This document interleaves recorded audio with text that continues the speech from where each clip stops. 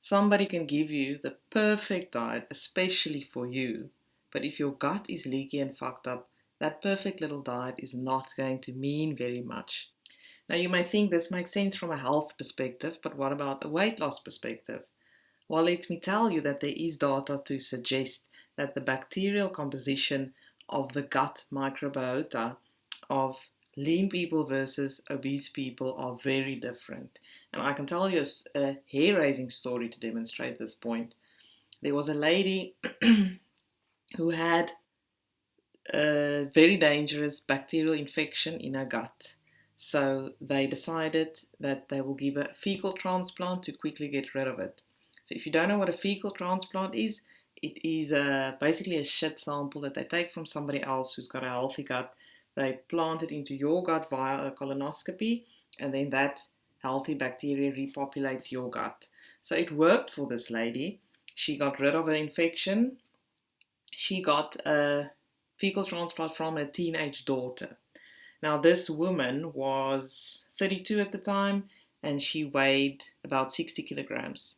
So, within 16 months, she was well into 70 kilograms. And after 3 years, she's sitting at 80 kilograms, and apparently, she's still sitting there. Now, she didn't change anything about her diet or lifestyle. She just started gaining all this weight out of nowhere.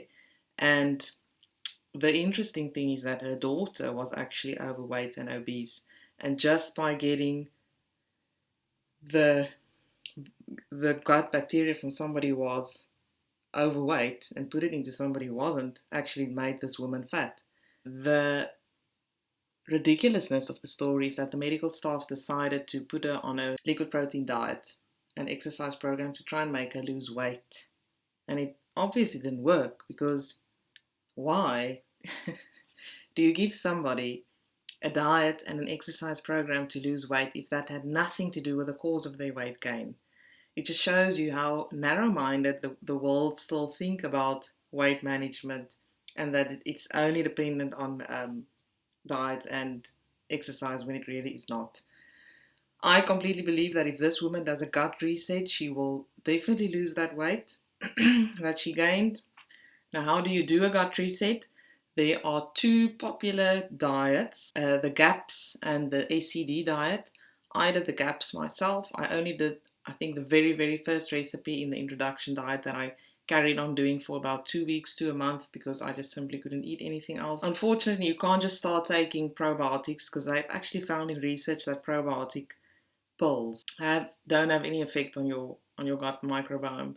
And the other problem is that even if you start eating probiotic rich foods, if you have bacterial overgrowth, those probiotic rich foods are actually going to make it worse. So you first want to completely reset your gut, and once your gut lining is healed, that's when you want to start introducing a variety of different uh, probiotic rich foods, because you need a variety because they offer different strains.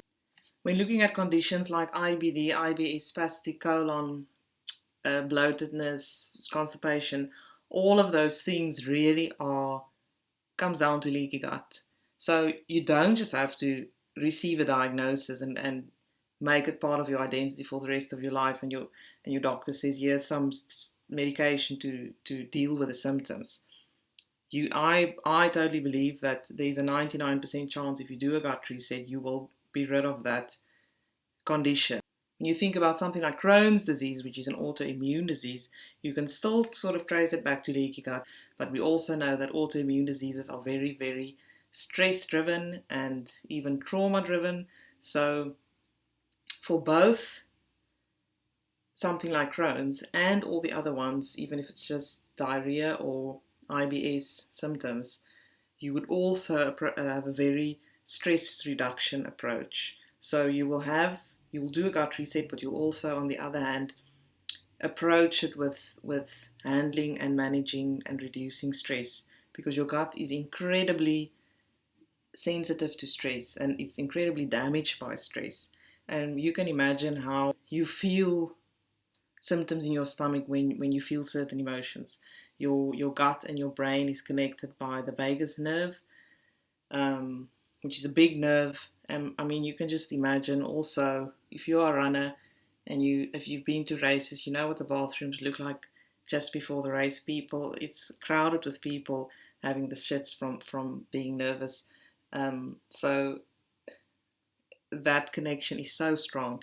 And the other thing that is really really interesting also is that 90% of serotonin actually gets produced in your gut and not in your brain. It's very important to also take care of stress and of trauma, really. And we also know there is, I mean, your gut is linked to almost every single system in your body. If you take care of your gut, if you heal your gut, if you reset your gut, your health overall is going to improve in leaps and bounds. Hippocrates said 2,500 years ago almost that all disease begins in the gut. Before you start looking for a diet that really works for you, my suggestion is 150% to first do a gut reset, manage your stress, which is important for every single aspect of health and weight loss in any case, and then you can start looking into what diet is going to work for you in the long term.